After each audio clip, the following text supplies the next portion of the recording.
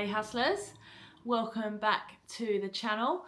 I am Candy from Wild Heart Hustle Homestead, and on this channel we're going to be sharing with you our lives, which all the ups and downs that come with it. So we've basically gone from the corporate life, completely in the system, to trying to build a frugal homestead from scratch. A little bit of context for those of you that are new around here. We became disillusioned with the system, wanted to try something different, being obsessed with the good life, which is what I'll go into a little bit in a little while. And you know, we're just following our own narrative. We're not following anyone else's story. Definitely taking inspiration from others out there, but this channel is all about homesteading, frugal living, self-sufficiency, the good life, preparedness, and everything that comes with it. So in today's video, I wanted to talk to you all a little bit about, you know, how we got to where we are, why we're where we are, what we're doing and why we're doing it essentially, and some of the plans that I guess are to come on this channel. I wanted to say I hope you enjoyed the garden tour on the last video. I watched it back obviously when it was being edited and stuff, and I really enjoyed doing that. And I think, and this is just from my observations, that you can tell, looking back on some of the previous videos, I was sort of becoming a bit down, a bit overwhelmed with some of the stuff that's going on. And that's absolutely fine because that's life. But I think the last few videos, you can really see that I'm getting my spark back. And I would appreciate anyone that can kind of show love to this channel. It's been a dream of mine to really do something like this for years. I just never really had the confidence. So yeah, if you like what you see and you like what I'm going to talk about and what you're going to see in the future, firstly, check back and see some of our old videos because some of them are crackers if I do say so myself. And so hit the notification bell, subscribe. We're over 800 subscribers now, which is... I'm astonished actually because it's just me sharing what I'm up to, and I'm quite surprised that there's a lot of you out there that are thinking in a similar vein to what we are, and that vein is something that I'm going to share with you all today really. So again, for those of you that have been around for a while, thank you so much, all the OGs, people that comment and ones that I'm regularly chat to on the videos in the comment section. Thank you so much for all the support, we really do appreciate it. Now, this story is about what I'm up to with my wife Kelly. Kelly's not really one to be in front of the camera, so you don't see her too much, although she does have a little kind of debut every now and then and she does show herself on camera, but she's not really up for that. So unlucky for you guys, you get to see my ugly mug every week. But so this is my story, but it's both of ours really, but you're just hearing it from my side of things.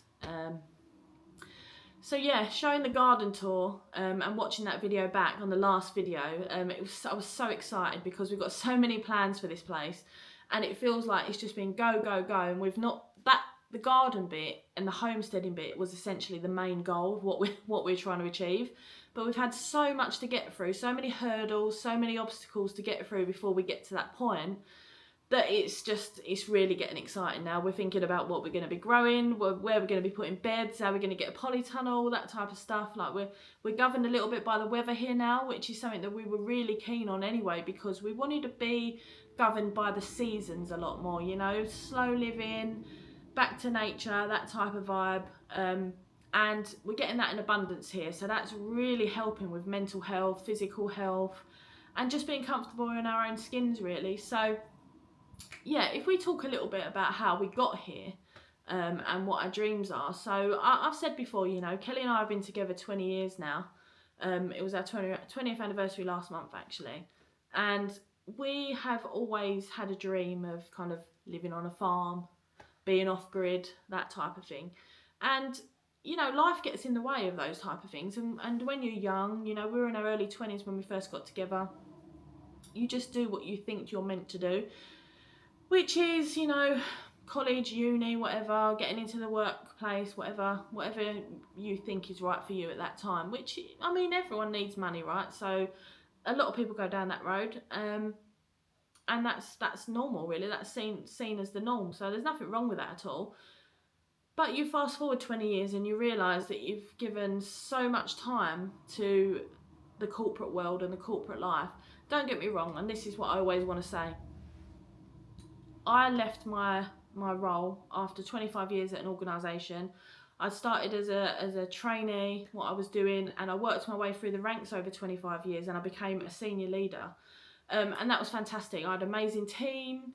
I learned so many new skills, technical skills, soft skills. I dealt with lots of situations, and I really grew into myself, and really my self-confidence probably now is at the highest it's ever been. And I attribute a lot of that to all the skills that I learned and all the situations I was placed in at my previous job. So it's not to say that we're doing this now and that's all forgotten about, because that has got us in this position essentially. And you know, life got in the way. I think I've said before that a big catalyst for me for a big change of life was the passing of my beloved grandma. And it just makes you think that life's too short. And I've always felt that life's too short anyway, but that, like, her death really has knocked me. And I'm still dealing with that, and it's like 3 years ago. There's no timeline for grief, is there? And it's still quite fresh. I'm not really going to talk about it, but it just makes you think, like, what am I doing? That's how I thought anyway. And I think I had that little spark of a thought in my mind. And as I said, we'd already discussed throughout our whole relationship, you know, we'll have goats, we'll have sheep, we'll be on a farm, we'll do this, we'll live off grid, we'll do all our own stuff, we'll be self-sufficient. And this is our iteration of that, I think, because there are people out there off grid, but we're never going to be one of those groups of people that go completely off grid, because we still like some of the trappings of modern life. We still like some of the modern ways, and that's never going to change, and we're not ashamed to admit that. And that's when I say that we're not professing to be completely self-sufficient or completely off-grid, because we're never going to be that. So I got to a point in my career where it was completely full on. There was a lot of stuff going on, and you know, working in the city in London since I was 17, I think it just came, I was tired. I was absolutely shattered. Kel was doing her own career, you know, she's a very, very talented graphic designer,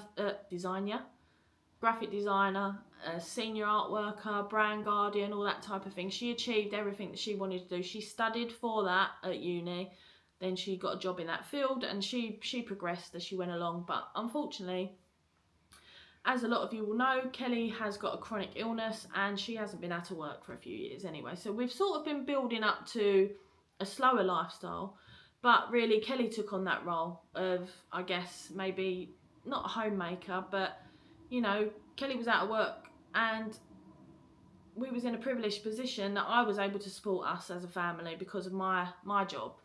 And it's not to say that I was jealous of Kel because she wasn't working. Absolutely not. My thoughts were actually the opposite to that. It was like, right, Kel's unwell, I need to push myself now, and I need to get myself into a good position that I can be ready for promotion, you know, pay rises, all that stuff that comes with the corporate life. You just get so caught up in all this. And I was one of those people, and that's absolutely fine.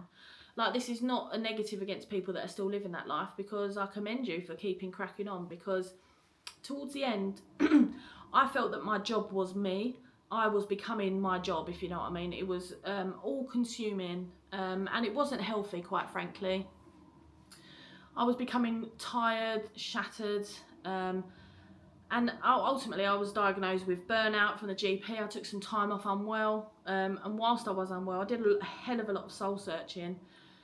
We had a lot of time together, obviously, because Kel's used to me being at work every day, and we were just thrown together. And I guess in some relationships that can make or break it, right? But it actually brought us closer. We're a very strong couple. We always have been. And I hope that we always will be. I'm absolutely sure that we are. We're a great team. And then obviously with the pandemic and everything like that, it makes you reevaluate and reassess what you want to do, what you want out of life. And then obviously my grandma passed. And I was just thinking to myself, like, I'm making myself ill. Yes, I'm getting great opportunities. I'm doing lots of stuff that I wouldn't do otherwise. You know, I'm getting out of my comfort zone. I'm learning a lot, and I'm earning a lot. It came down to the simple fact that my health had to come first. You know, I was in a real bad way mentally. I'm not ashamed to admit it. I've been through a big long course of therapy sessions since I did resign from my position, and still when I was still there. And that helped me dramatically. That was really life-changing for me. I recommend everyone to have someone to talk to like that, be it a professional or just someone that you can have, that you can chat to. It's really important to get it out there. So we sort of assessed what we wanted to do. We really still had no idea. So if you said to me 12 months ago, you'll be mortgage-free, building a homestead, living your life how you want to live in 12 months' time, I would be like, nah, that's never going to happen. I still... In my head, I was going to take some time out from work where I was poorly, and then I was going to go back. It doesn't always happen like that. Life throws you curveballs, you know, and we were just feeling like there must be more. There must be more to life. And then obviously the longer I was away from the office, I was finding it harder and harder to get my head around the fact that I was going to have to go back. It was actually quite traumatising for me. And we made this decision, you know, like, if I go back to work, things will just carry on, and I could eventually have another breakdown, or I could have further mental health problems, and it'll just go back to normal after a couple of months. You know that when you go on holiday and then you come back and it feels like you've never been away? It was a bit like that, but on a grander scale. And I thought if I got back into it, then there was no way I was going to get out of it again. And I just didn't see myself getting that train at 6:30 every single morning, getting home at 7, 7:30 every single night. I just didn't feel comfortable with it, and it just didn't feel right. So we made the decision to put the house on the market.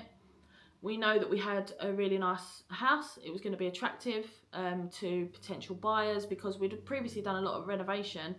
And it was essentially, we'd got it, it was like our dream house basically. We got it done to exactly how we wanted it. We spent a lot of money on the renovating of it.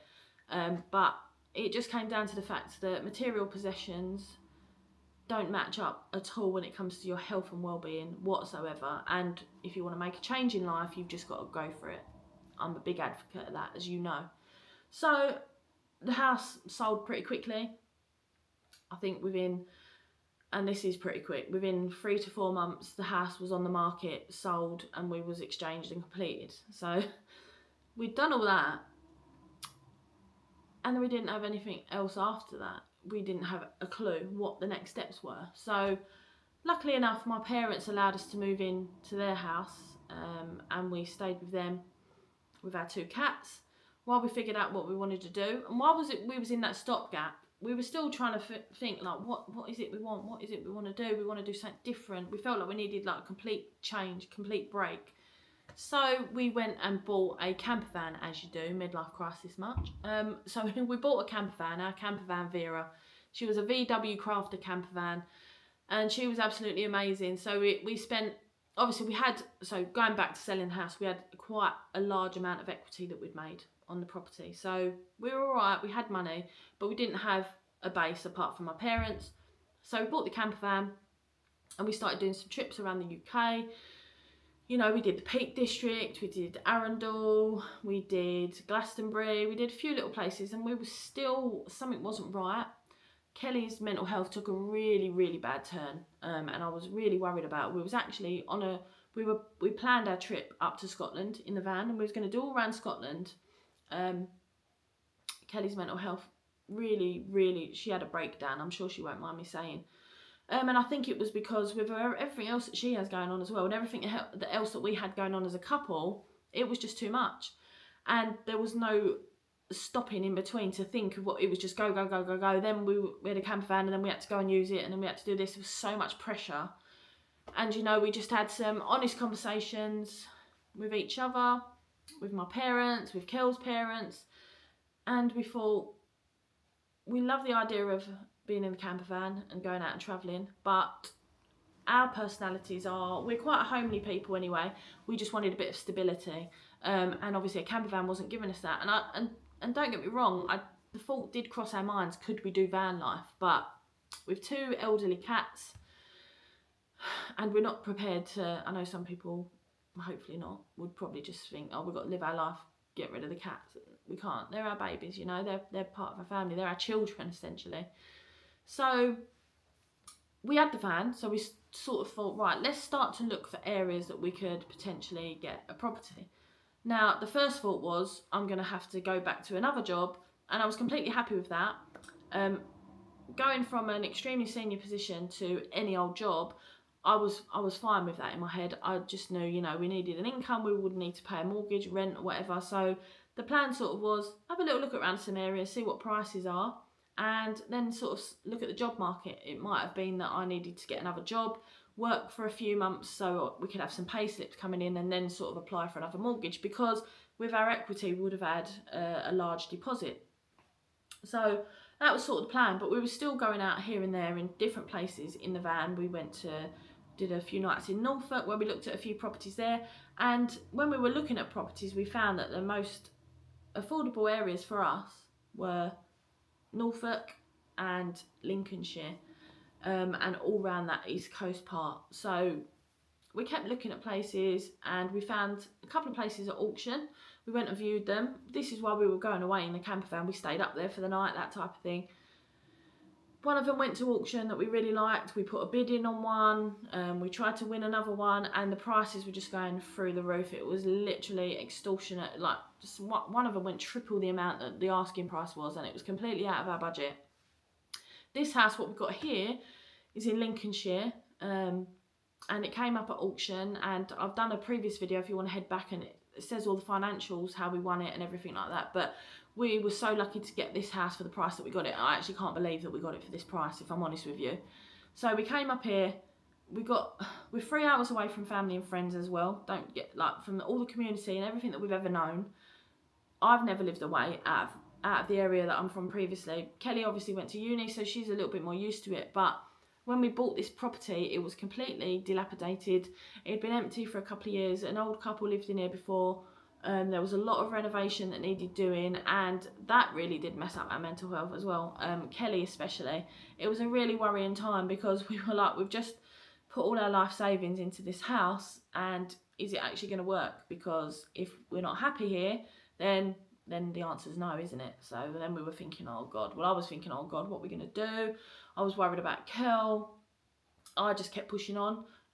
Myself having just got over a load of therapy and everything like that, but I had to just, you know, sometimes you just have to take the role, and I had to be the strong one to push us through. I'm sure Kelly won't mind me saying that either. She is perfect now though. She's always been perfect to me, but she's a lot better, and we're really doing well at the moment. So anyway, we bought this place, we've renovated it, we've got it to where we wanted it to be. We did live in the van for about 12 weeks, something like that. But we're in the house now. We've done all our major renovation. We've had the front fence going, as you can see. And now it's time to start the proper homesteading bit. And I always joke with you guys, you know, we want to be homesteaders. We've done the home bit. We want to start the steading bit now. So that is where we're at. And it all comes down to the fact that we just thought we were destined for something more. And this is not a flash in the pan. I know that homesteading and getting off grid and all that type of slow living stuff is very, very popular at the moment. It's becoming a bit mainstream, isn't it? And you see all these wonderful things on Instagram and YouTube, and our life's not really like that.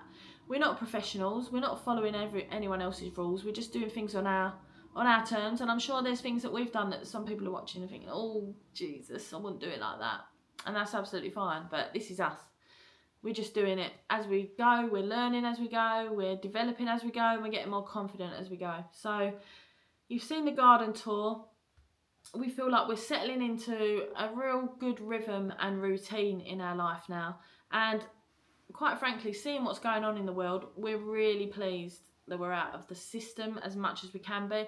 I'm not going to sit here and say we're out of the system, because we still have bills to pay, minimal bills obviously, and we can control them quite a lot. We still have Wi-Fi, we still have a car, we still have council tax, you know, we've still, all that jazz, we've still got that. But we're just trying to build a better life for ourselves, and we are prepperish, I'd say, and to see what's coming down the line with the economy and stuff like that, I think we've really, you could say that we've prepped ourselves into this position where this is the best, safest possible position for us. So I've always been into cooking as well, and it's all about frugal living, and it's frugal living out of necessity, but it's also because why wouldn't you? That's how we feel at the moment, and you're going to start to see a lot more of that on this channel, a lot more of the frugal tips, you know, living with the seasons. next few videos I'm sure are going to be a lot more on the garden and what we're planning, what we're going to be growing, the beds. Building something from scratch is so exciting because we don't know what the end is going to look like. We know what our goal is.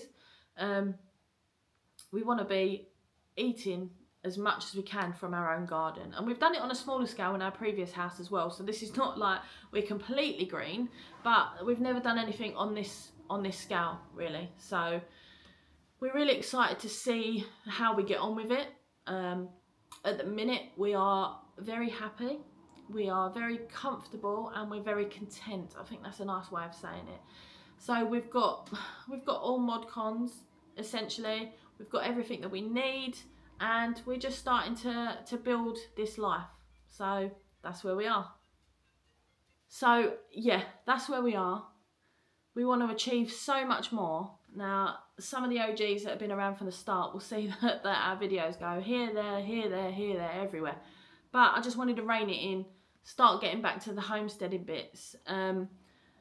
We haven't got loads of money, hardly any money to be honest. I say we've got a decent bit of land, but that's from my perspective. It's basically a massive garden. So I hope that there's people out there that are just doing this in their normal life and they want to just start to make some small changes, that will be able to start watching these videos and start to think, oh, you know, the girls can do it, we can have a crack at it as well. Because you absolutely can. Because like I said earlier, if someone told me I'd be doing this 12 months ago, I'd be like, nah.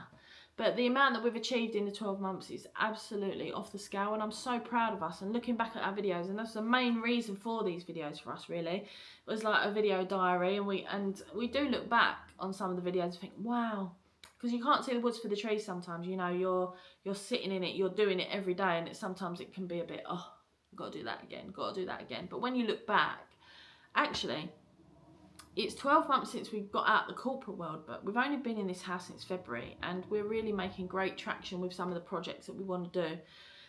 And we're just a normal couple. We're not coming from a big wealthy background. We're not coming from a farming family. You know, we're just normal people, and we just want to try something a little bit different. And we're interested in getting as much bang for our buck as we can, and there's not a lot of buck, let me tell you that.